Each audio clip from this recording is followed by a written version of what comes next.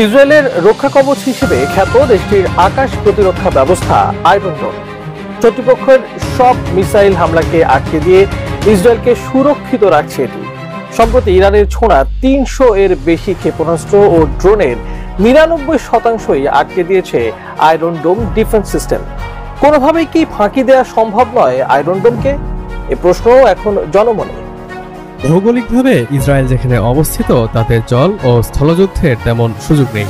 আশপাশের সব দেশের সাথেই ইসরায়েলের রয়েছে রাজনৈতিক সমঝোতা, তাই ইসরায়েলের সাথে যুদ্ধের জন্য আকাশপথের যুদ্ধই প্রথম বিকল্প। কিন্তু এখানেও রয়েছে ইসরায়েলের প্রায় দুর্ভেদ্য আকাশ প্রতিরক্ষা ব্যবস্থা। ইসরায়েলের সেই ক্ষেপণাস্ত্র প্রতিরোধ ব্যবস্থার নাম আয়রন ডোম। গাজার সঙ্গে সে দেশের চলমান সংঘাতে ও সম্প্রতি ইরানের ছোড়া ৩ শতাধিক ড্রোন ও ক্ষেপণাস্ত্র আকাশেই ধ্বংস করায় বিশেষ ভূমিকা রেখেছে এই আয়রন ডোম। আয়রন ডোম মূলত ইসরায়েলের রাফায়েল অ্যাডভান্সড ডিফেন্স সিস্টেম এবং ইসরায়েল অ্যারোস্পেস ইন্ডাস্ট্রিজের তৈরি একটি বিশেষ আকাশ প্রতিরক্ষা ব্যবস্থা, যার সফল ব্যবহার শুরু হয় ২০১১ সালের এপ্রিল মাসে গাজা থেকে ছোড়া একটি মিসাইল ধ্বংসের মাধ্যমে। দুর্ভেদ্য প্রতিরক্ষা ব্যবস্থার খ্যাতি পাওয়া এই আয়রন ডোমকে পরাস্ত করার কি তাহলে অসম্ভব? উত্তরটি হচ্ছে কঠিন, তবে অসম্ভব নয়। পৃথিবীতে কোনো প্রযুক্তি শতভাগ নিখুঁত নয়, আর আয়রন ডোমও যখন একটি প্রযুক্তি, তাই এর কিছু সীমাবদ্ধতাও রয়েছে। আয়রন ডোমকে কিভাবে ফাঁকি দেওয়া যায় তা বুঝতে হলে আগে বুঝতে হবে এটি কিভাবে কাজ করে থাকে। আয়রন ডোমের ৩টি প্রধান সিস্টেম আছে। একটি রাডার সিস্টেম, দ্বিতীয়টি কমান্ড অ্যান্ড কন্ট্রোল সিস্টেম এবং তৃতীয়টি মিসাইল লঞ্চার। আয়রন ডোমকে যদি একটি মানবদেহের সাথে তুলনা করা হয় তাহলে বলা যায় রাডার স্টেশন হলো তার চোখ, কন্ট্রোল সেন্টার তার মস্তিষ্ক এবং মিসাইল লঞ্চার হলো তার হাত পা।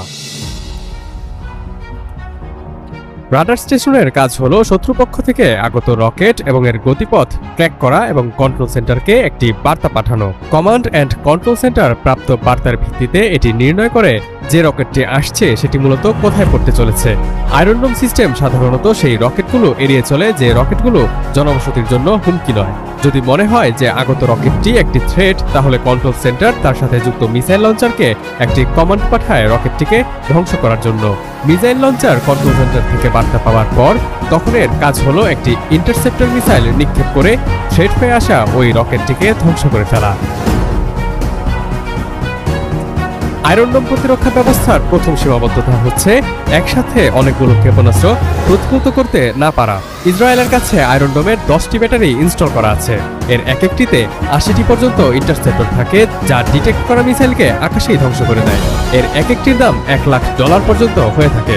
সর্বশেষ অক্টোবর মাসে হামাসের ছোড়া ৫,০০০ রকেটকে প্রতিহত করতে গিয়ে হিমশিম খায় আয়রন ডোম। সংবাদ মাধ্যম বিজনেস ইনসাইডারের এক রিপোর্টে অবসরপ্রাপ্ত ইউএস এয়ারফোর্সের কর্নেল সেড্রিক লেইটন আয়রন ডোমের এই ব্যর্থতাকে প্রযুক্তির ক্লাসিক ব্যর্থতা বলে অভিহিত করেছিলেন। ক্যামেরা এবং রেডিও ও টেলিফোন যোগাযোগ পর্যবেক্ষণ সহ গাজায় ইসরায়েল যে নজরদারি কৌশল ব্যবহার করে থাকে, হামাস সেই সিস্টেমগুলোকে বাইপাস করে অফলাইন থেকে হামলা চালায়। এভাবেই একসাথে অনেক পরিমাণ রকেট ও মিসাইল হামলা চালিয়ে দিশেহারা করে দেওয়া যেতে পারে আয়রন ডোমকে। আয়রন ডোমের আরেকটি সীমাবদ্ধতা হলো এর ব্যয়বহুলতা। এটি স্থাপনে ব্যয় হয়েছে প্রায় $3 বিলিয়ন।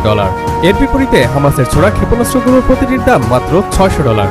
আয়রন ডোম ইন্টারসেপ্টরের তুলনায় প্রায় 100 গুণ কম ব্যয়বহুল, তাই সস্তা ড্রোন ও রকেট দিয়ে আয়রন ডোমের অতি দামি ইন্টারসেপ্টরকে ব্যবহার করিয়ে আর্থিকভাবে চ্যালেঞ্জের মুখে ফেলে পরবর্তীতে পূর্ণমাত্রায় যুদ্ধে অবতীর্ণ হয়ে ইসরায়েলকে টেক্কা দেওয়া যেতে পারে।